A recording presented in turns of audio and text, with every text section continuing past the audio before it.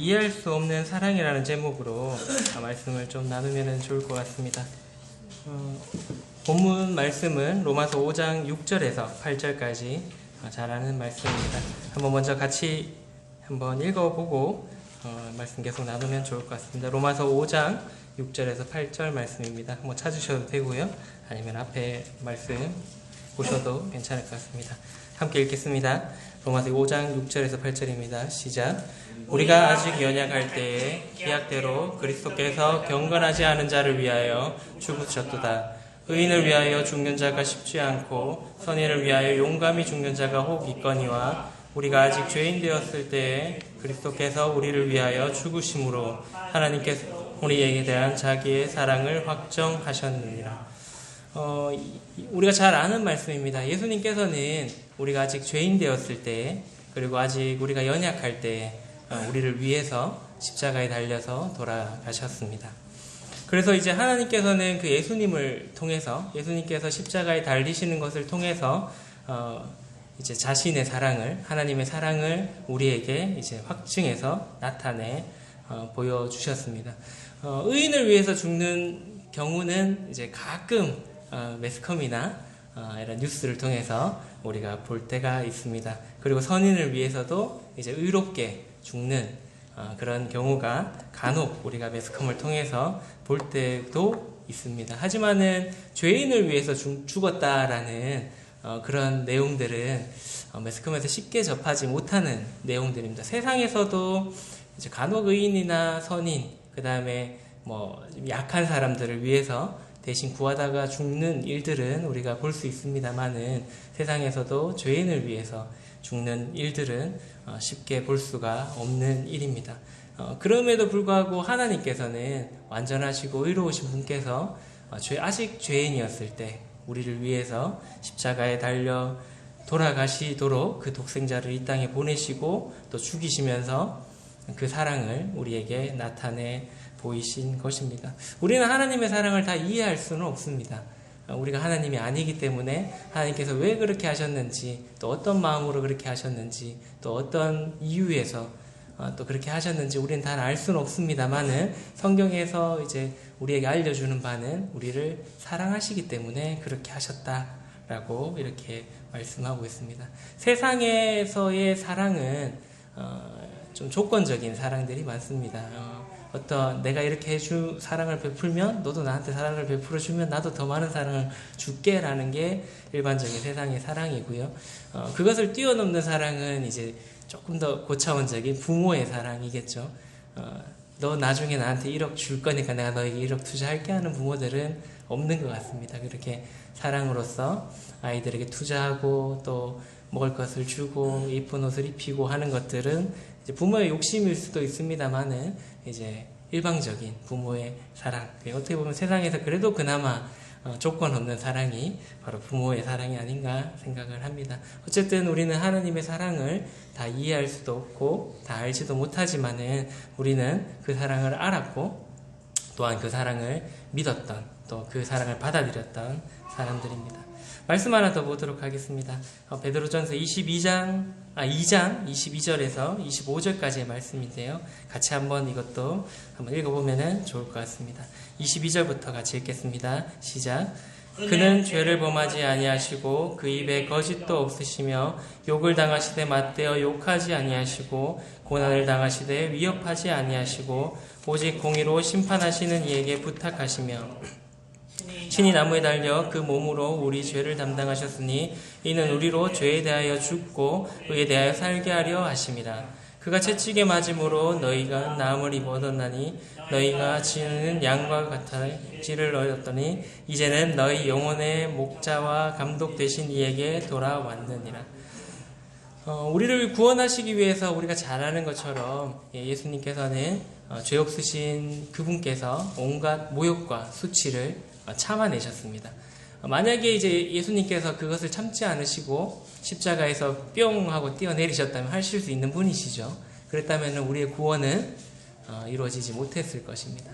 물론 그렇게 했다 한들 세상에 많은 사람들이 욕할 수는 없었겠죠. 오히려 만약에 예수님께서 십자가에서 뿅 하고 뛰어내리셨다면 세상의 모든 사람들은 예수님을 세상의 왕으로서는 삼았을 거라고 생각은 해보게 됩니다. 하지만은 예수님의 목적은 세상의 왕이 되는 것이 아니라 우리를 구원하시기 위해서 이 땅에 오셨기 때문에 그 하나님께서 계획하신 그 구원을 예수님께서 끝내 이루어 주셨습니다. 자신을 어떻게 보면 자기가 지었던 그 피조물들이 자신을 향해 욕하는 것도 참으시고 또 침뱉으시는 것도 참으시고 뺨을 때리는 것도 참으시고 그렇게 참으셨던 것입니다. 혹시 뺨을 한번 맞아보셨나요? 누구에게든? 저는 군대 있을 때 한번 맞아봤는데요. 아무 이유 없이 제가 잘못한 거 없었는데 그냥 한번 맞아봤습니다. 사람의 이제 뭐 이렇게 어릴 때 싸우잖아요. 주먹으로 맞는 것은 좀 덜 기분 나쁩니다. 예.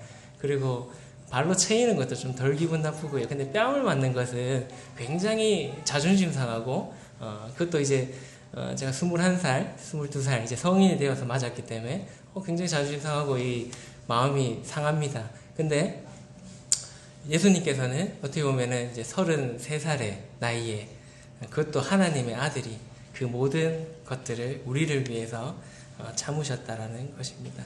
우리는 이 사랑 또한 참 다 이해할 수는 없습니다. 예수님께서 그때 어떤 마음을 먹고 하셨는지 또 어떤 마음으로 십자가에 달리셨는지 우리가 다 이해할 수는 없습니다. 나중에 주님 앞에 갔을 때 야, 어떻게 그렇게 참으실 수 있으셨나요? 이제 여러 가지 대화들을 하고 또 그 생각들을 들어볼 수는 있겠죠. 근데 지금은 우리는 그 사랑들을 다 이해할 수는 없습니다. 때로는 우리 주변에도 이런 좀 이해할 수 없는 사랑을 그리스도인들 속이 이제 보통 말하는 이제 크리스찬들이 행하는 경우들을 우리가 간혹 볼 수가 있습니다. 오늘은 좀 그런 크리스찬들이 행했던 우리 주변에서 볼 수 있는 하나님께로부터 받은 그 사랑을 또 다른 사람에게 나타내는 그런 좀 이야기들을 좀 해드릴까 합니다.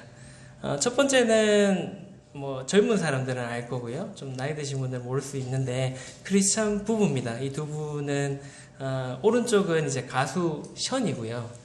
그다음 왼쪽은 이제 정혜영이라는 배우입니다. 이 부부는 이제 13년 동안 이제 후원을 한 아동 900명 정도 후원을 하고 있고요. 지금도요. 기부금으로 쓴 돈만 한 40억 정도 되시는 분이십니다. 근데 이제 더 놀라운 거는 보통 이제 40억 정도 기부할 정도면 자기 거 보통은 다 실속 챙기고 이렇게 기부를 하는 경우가 참 많은데 이 부분은 이제 집도 없고요. 이제 전세에 살고 있습니다. 전세에 살고 있고 그 다음에 자신들을 위한 자식이 4명인가 3명인가 그런데 자식들에 대한 그리고 자신을 위한 보험도 하나도 들지 않고 모든 자신에게 생기는 수입들을 그냥 이제 불쌍한 아이들, 이제 필리핀이라든가 우간다라든가 IT라든가 뭐 이런 좀 어려운 나라들에 있는 아이들을 이제 후원을 하고 있습니다. 그래서 매달 후원하는 금액이 거의 3천만 원 가까이 되고요. 하여튼 그렇게 이제 그 후원들을 하고 있습니다. 신혼 때에 이제 자신들이 이제 자기의 집을 마련하기 위해서 이렇게 돈을 모으기 시작하잖아요. 저희도 이렇게 모으고 있습니다만은 돈을 막 모으다가 어느 날 하루 이제 필리핀에 이렇게 후원하는 아이들을 보러 갔다가 이게 돈을 모으는 것이 뭔 의미가 있겠냐 하면서 그 돈을 이때까지 모아놨던 돈을 그대로 또 다 기부를 했던 그런 이제 부부입니다. 세상에서는 이런 행위들을 하는 것들을 이해할 수 없습니다. 근데 이 부부는 특히 션 같은 경우에는 이제 많은 대중매체, 공영방송이든 여러 부분에서 이제 자신의 간증을 실제로 하고 있고요. 그렇게 하는 이유는 이제 하나님의 뜻이다라고 이렇게 고백을 하는 그런 부부입니다. 예전에 한번 라디오스타에 이 션이 나와서 했던 이야기가 있는데요. 짧은 동영상 한번 보도록 하겠습니다. 그게 현이 45 기부를 때까지 여태까지죠. 그 많은 분들이 또 궁금해요. 돈이 이렇게 많나? 이제 하시는 분들도 있고.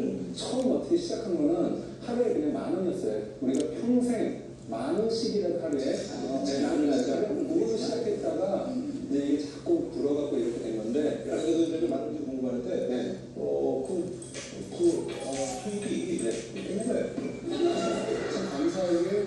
입사하면서 CF 한 번도 못 찍었었어요. 근데 결혼하고 나서 CF도 찍게 되고 강연도 다니고 잠깐 사업도 했었고 막 여러 가지 하면서 그게 다 충당이 정말 되죠. 수입 중에 꽤 많은 부분을 기부를 한 거예요. 그렇죠. 네, 그렇죠. 네. 저는 이런 강점을 들었잖아요. 네. 보통 결혼하면 신혼 때 내 집 마련, 뭐 우리 집을 살 계획을 하잖아요. 처음에 적금을 붓다가 필리핀의 그 가난한 죽어가는 아이들을 보고 내 집 마련의 꿈을 줬고 그 돈으로 전부 아이들한테 기부를 하고 우리들의 집은 저 하늘나라에 짓겠다 해서 그때 전체가 기부하고 천국에 짓겠다. 여기 빌딩 지역 빌딩이 있었거든요. 그래서 앞으로 지금 잠깐 아니요, 사실 제가 지금 갖춰본 적이 없어요. 자바를. 네. 그래서 그 전체가 기부하시는 분이었고 진짜 성인분자시네요. 좋아요, 아시네.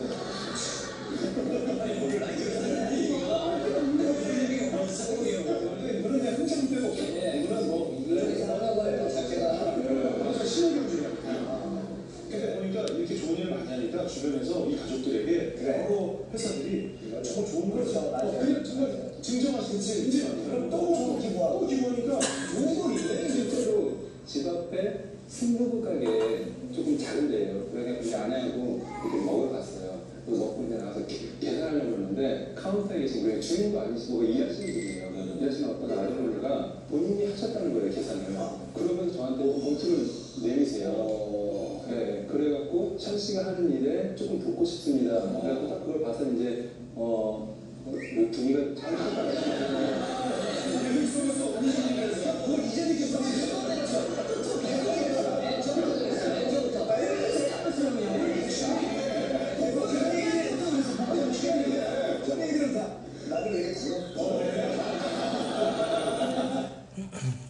이제 그 여기서 나오지만은 이제 하늘의 그 상급을 이 부부들은 이렇게 쌓고 있습니다.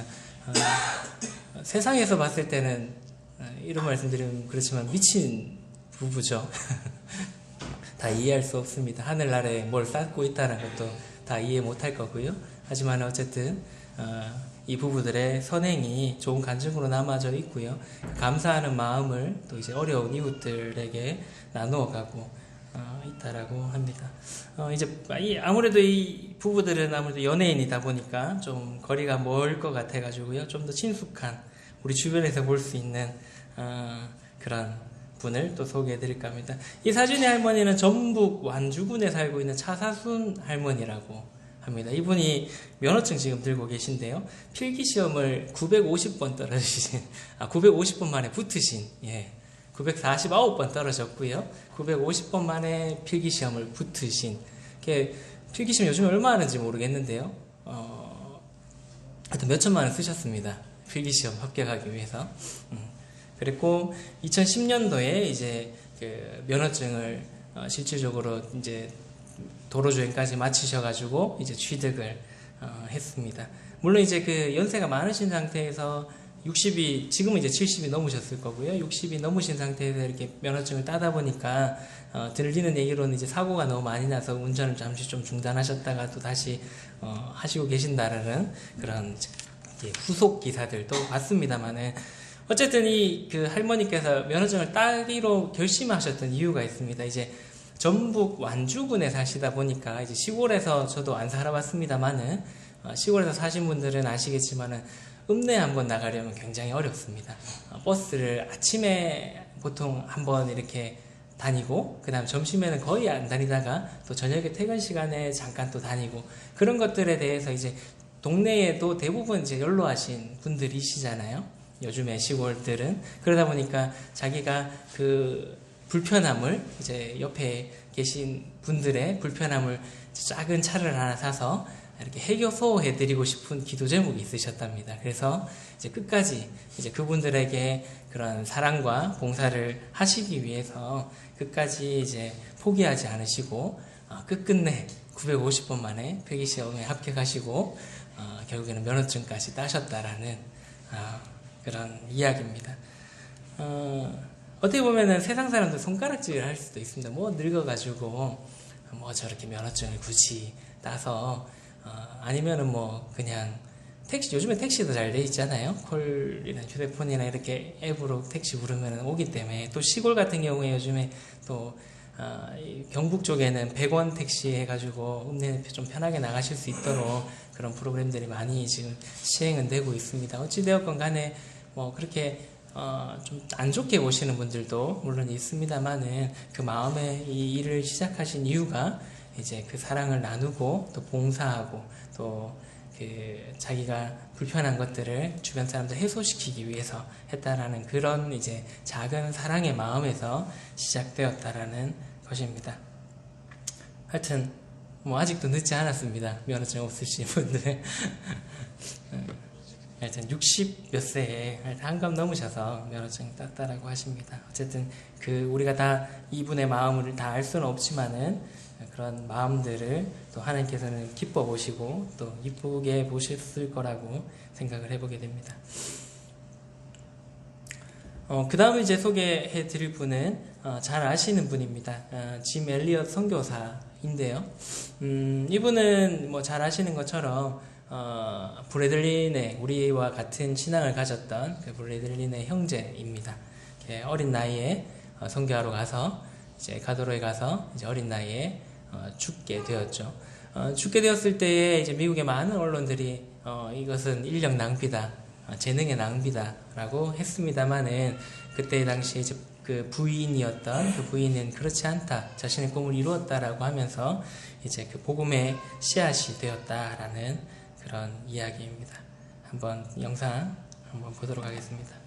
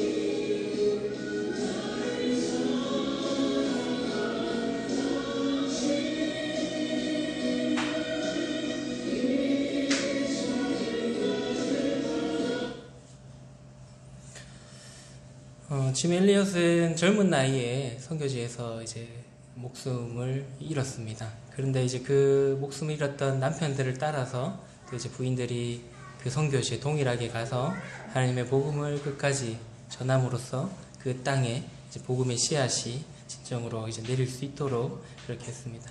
짐 엘리엇의 이제 일기를 이렇게 모아서 그 부인이 책을 내놓은 것들이 있습니다. 혹여나 이제 보시면은 또 시간 되시면 한번 읽어보시면 좋을 것 같고요. 그 일기 중에 이제 그 기도가 있는데요. 이렇게 그 짐 엘리엇은 이렇게 기도했다라고 합니다. 하나님, 저를 어서 와디니 족에게 보내주소서. 아버지, 제 생명을 취하소서. 주의 뜻이라면 제 피를 취하소서. 주의 삼키는 불로 제 피를 태우소서. 제 것이 아니기에 아끼지 않겠습니다. 주님, 가지옵소서. 다 가지옵소서. 제 생명을 세상을 위한 희생으로 부으소서. 피는 주님의 제단 앞에 흐를 때만 가치 있는 것입니다. 하나님, 마른 막대기 같은 제 삶에 불을 붙이사 주님을 위해 온전히 소멸하게 하소서. 나의 하나님, 제 삶은 주의 것이오니 다 태우소서. 저는 오래 사는 것을 원치 않습니다. 다만 주 예수님처럼 꽉 찬 삶을 살기 원합니다. 라는 그 일기 중에 이런 기도의 내용이 있었다고 합니다.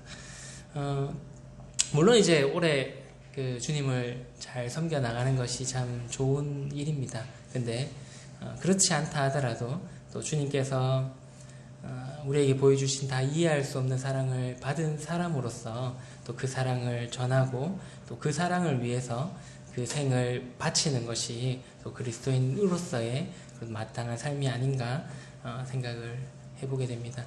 우리에게 맡기신 재물 또 혹은 지식 또 나의 지위 여러 가지 것들 하나님께서 맡기신 것들을 사용해서 하나님을 나타내는 것이 하나님의 사랑을 안 우리에게 필요한 모습이 아닌가 그렇게 또 한번 생각해 보게 됩니다. 마지막으로 이제 한 분을 더 소개시켜 드릴 건데요.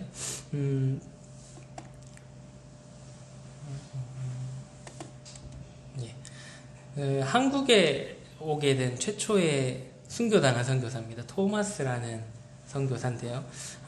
별로 잘 알려지지 않은 것 같습니다. 저도 잘 몰랐고요. 한번 짧으니까요. 같이 보도록 하겠습니다.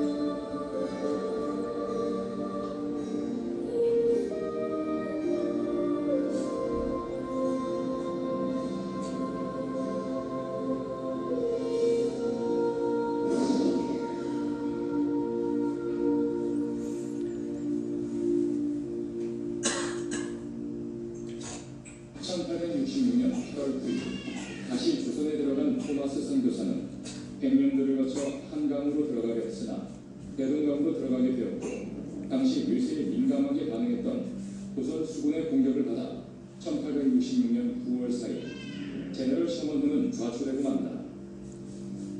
목선 배에 나가서 이 솔가지와 장작을 많이 싣고서 이제 위에 있던 배를 그걸 실내면 거기다 가까이 가서 그 배에다 실었던 그 나무에다가 솔가지니 장작이 있던 데다 가서는 불을 넣고서 대학폭격 체크 받으세요! 대학폭격 체크 받으세요!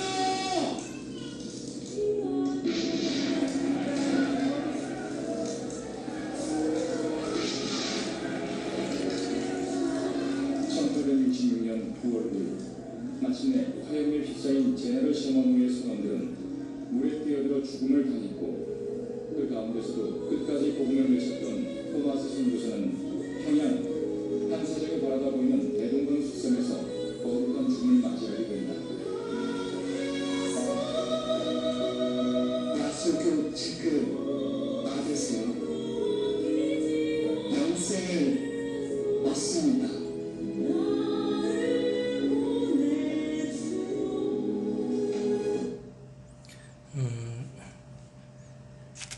마지막으로 얘기한 게 약속의 책을 받으세요.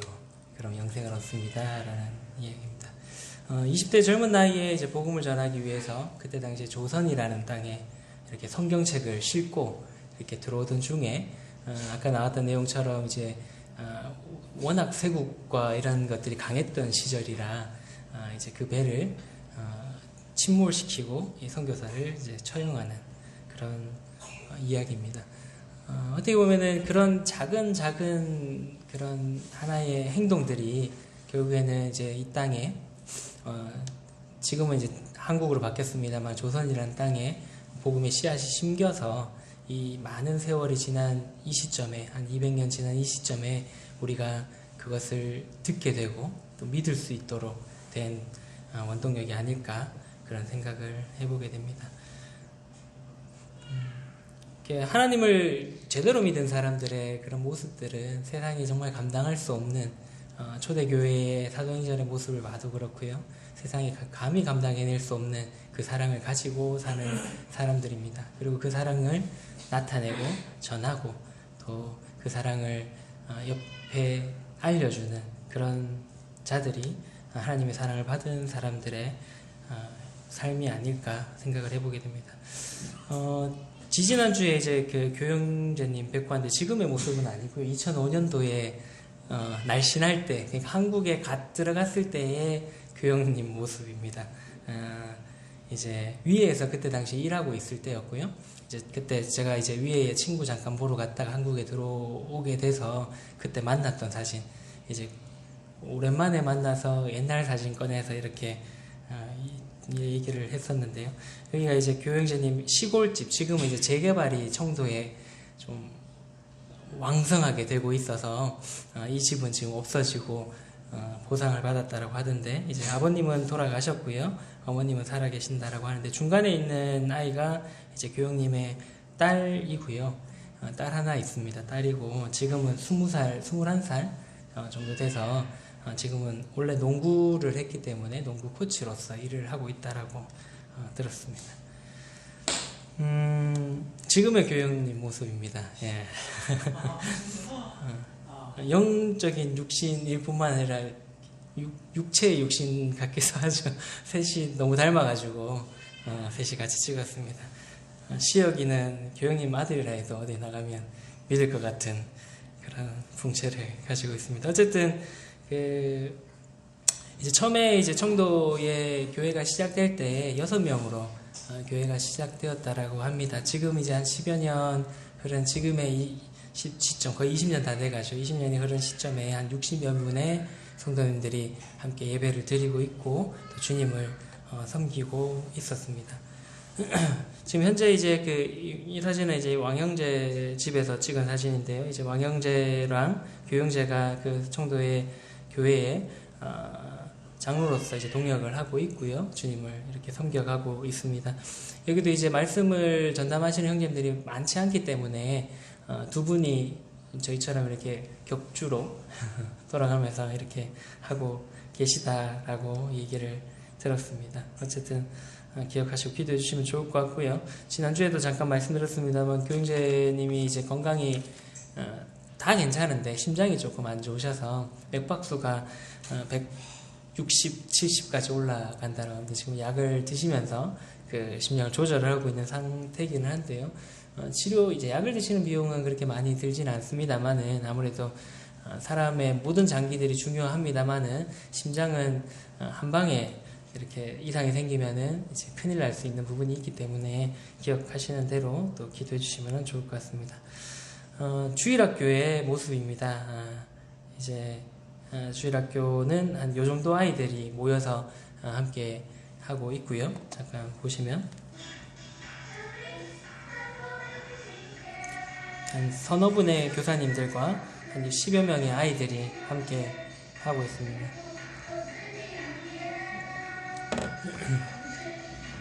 제일 오른쪽에 있는 아이는 이제 시은이고요.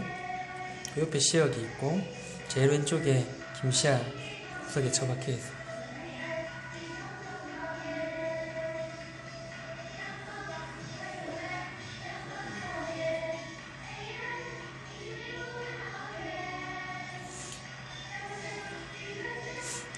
재밌는 거는 이 아이들이 더해지면서 이제 부모님들도 함께 같이 교회에 나오게 되면서 이제 구원받고 더해지는 그런 경우들이 좀 있다라고 합니다.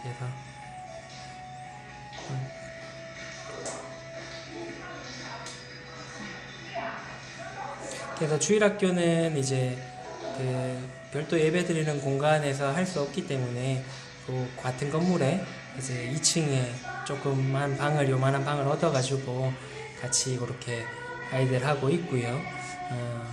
그래서 좀 공간적인 부분 때문에 또 걱정하고 또 고민하고 있는 것 같습니다. 그래서 어른들과 아이들이 잘 섬겨 나갈 수 있는 그런 공간들을 좀 필요로 하고 있고 그런 부분들을 위해서도 기도해 주시면 좋을 것 같습니다.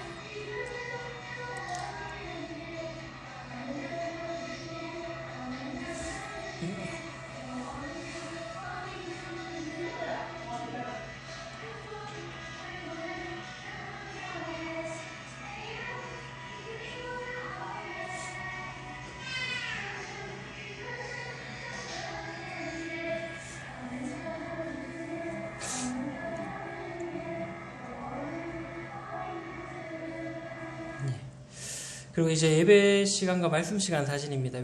예배 시간에 일어나서 사진 찍기가 저도 좀 그래서 왼쪽 위에가 이제 잔을에 대한 이렇게 안내하고 있는 그 왕형제의 모습인데요. 하여튼 예배 시간에 인상적이었던 것들은 저희처럼 이런 공간이 있으면 요 옆에 아이들 의자를 조그마한 걸 다 갖다 놔가지고 아이들은 제일 앞에 요 앞에 앉아서 예배를 드립니다. 그래서 그런 부분들은 조금 인상적이었던 것 같고요. 그리고 이제 말씀 시간에는 여기는 2층이고요. 1층에 그 식당이랑 이렇게 있는데 이제 거기에 TV를 놔둬서 이제 아이 있는 자매님들은 거기서 식사 준비하면서 이제 함께 말씀을 들을 수 있도록 그렇게 해 놓아서 있습니다. 아무튼 저희가 이제 이렇게 중국 분들을 섬기고 했던 것들이 어떻게 보면 굉장히 작은 부분입니다. 여기 한국에 나와서 외로운 분들에게 밥 한 끼 대접해드리고 또 이렇게 또 성도님들 수고하셔서 이렇게 오가는데 불편함 없도록 차량으로 또 봉사하시고 또 이제 말씀 준비해서 말씀을 나누고 그렇게 했던 것들이 어떻게 보면 작은 행동이었고 또 크게 또 우리가 봤을 때 물론 이제 힘든 부분들 물론 있습니다만은 작은 부분인데 하나님께서 또 이렇게 또 크게 하나님의 복음을 중국 땅에 이렇게 심겨지게 하신 부분입니다. 요거는 이제 마지막에 소강 그 왕형제 집에서 이제 차 한잔 하고 이렇게 교제하고 이렇게 하던 우측에는 이제 왕형제 장모님 그때 한번 한국에 오셨었죠. 네. 자매님, 옆에가 이제 교자매님, 교형제님 자매님이시고, 요 왼쪽 앞에 있는 자매님이 이제 왕형제 자매님, 안영 자매님이시고요. 하여튼, 그렇습니다. 하여튼 기억 나시는 대로 기도해 주시면 좋을 것 같고요. 지금 한 60명에서 70명 정도 모이고 있는데, 그 이상은 제가 봤을 때는 좀 어려운 것 같습니다. 이제 세력이 커지면 커질수록 정부에서 이제 주시를 하게 되고 또 이렇게 그런 모임들이 좀 제재를 받을 수 있기 때문에 교육자님도 그런 얘기를 하시더라고요. 한 70명 정도가 딱 맞는 인원인 것 같다라고 얘기를 하시더라고요. 그 이상이 되면은 이제 아무래도 공안에서 좀 관심을 가지고 이렇게 또 오가는 사람들에 대해서 체크를 할 수 있기 때문에 그 정도가 딱 맞는 것 같다라고 얘기는 했었습니다. 그래서 그때 갔을 때 이제 회의를 교사들이랑 이제 학부모들이랑 회의를 하던데 장소가 부족하다 보니까 아이들이 이제 소외를 받는 문제로 열띤 토론을 막 하고 계셨는데요. 하여튼 그런 이제 여러 가지 문제들이 있습니다. 물론 이제 장소를 새롭게 좀 얻으려는 계획은 하고 있는데 당장은 아닌 것 같고요. 그래서 여러 가지 좀 고민을 하고 있는 단계인 것 같습니다. 그래서 주님을 잘 섬길 수 있게 또 그 아이들을 잘 돌볼 수 있도록 계속적으로 기도해 주시면은 좋을 것 같고요. 더불어서 우리가 이 섬기고 있는 부분들이 이제 중국 땅에서 뭐 크지는 않습니다만은 미약하게나마 이렇게 교회가 시작될 수 있게 되고 또 주님을 섬기는 그런 모임들이 생겨나게 하는 것 같습니다. 그래서 우리가 섬기는 부분에 대해서도 하나님께서 우리가 하는 것들은 작은 일이지만은 하나님께서 크게 보시고 또 그 일들을 사용하신다는 것을 기억하고 또 기도로서 또 동참해 주시면은 좋겠다라는 생각을 해보게 됩니다.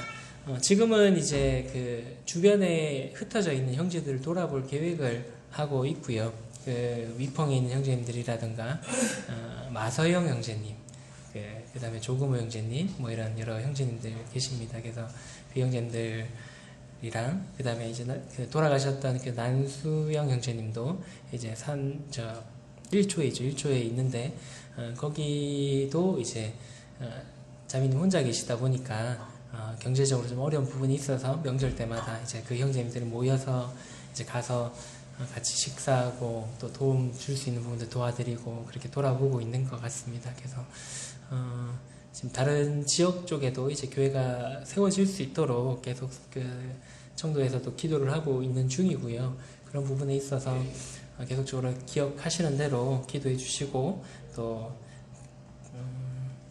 도울 부분이 있으면 함께 도우면 좋겠다는 생각이 들었습니다.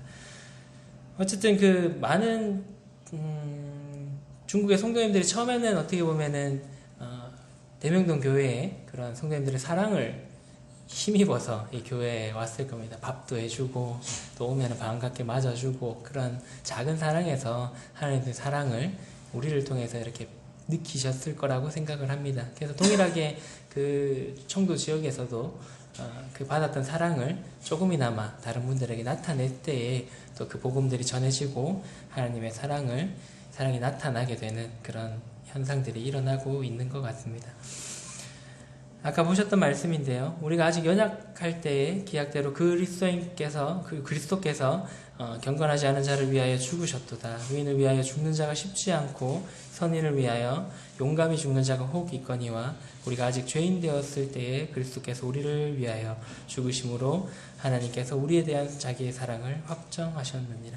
우리는 하나님의 이해할 수 없는 사랑을 기억을 해야 됩니다. 왜냐하면은 이 사랑이 우리가 남을 사랑할 수 있는 원동력이 되기 때문에 우리는 하나님의 사랑을 잊지 않고 살아가야 되는 것입니다. 우리의 힘으로는 다른 사람을 사랑할 수 있는, 능히 감쌀 수 있는 그런 힘은 없습니다. 오로지 하나님의 사랑에 힘입어서 그 사랑을 우리를 통해서 그냥 비추어내는 것밖에 우리가 할 수 없는 것입니다. 성도 간의 사랑도 마찬가지고요. 또한 우리가 맡고 있는 이 사역에서 나타내는 그 사랑도 마찬가지고 또한 우리 주변에 있는 하나님을 아직 모르는 사람들에게 나타내는 그 사랑도 동일한 것입니다. 하나님께서 우리에게 보여주셨던 그 이해할 수 없는 사랑을 우리가 먼저 알았다면 그 사랑을 우리도 주변 사람들에게 나타내야 되는 것입니다. 요한 1서의 말씀에 보면 그런 말씀이 있죠. 하나님을 사랑한다라고 하면서 형제를 미워하면은 그것은 거짓말이다. 왜냐면은 왜죠? 보이는 형제도 사랑하지 못하면서 보이지 않는 하나님을 사랑한다는 것이 말이 되냐?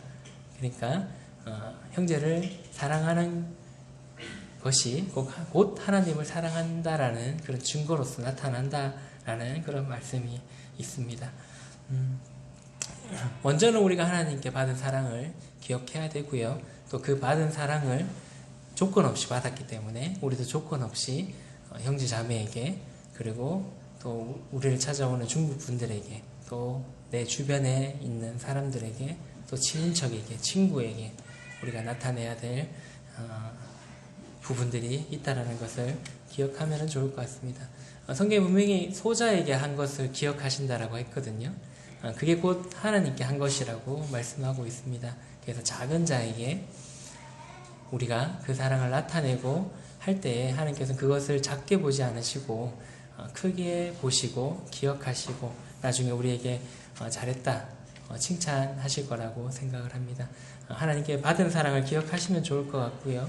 그리고 그 사랑을 나누시는 그런 성도님들이 되시면 좋을 것 같습니다. 연말 연시인데요. 겨울이 되면은 우리가 불우이웃도 덮고 많은 일들을 또 세상에서도 합니다. 그래서 우리도 뭐 물질적으로 어떤 것들을 할 수도 있습니다만은 그게 여건이 안 되신다면은 행동으로서 마음으로서 주변을 돌아보는 성도님들 되시면 좋을 것 같습니다. 기도하고 마치도록 하겠습니다.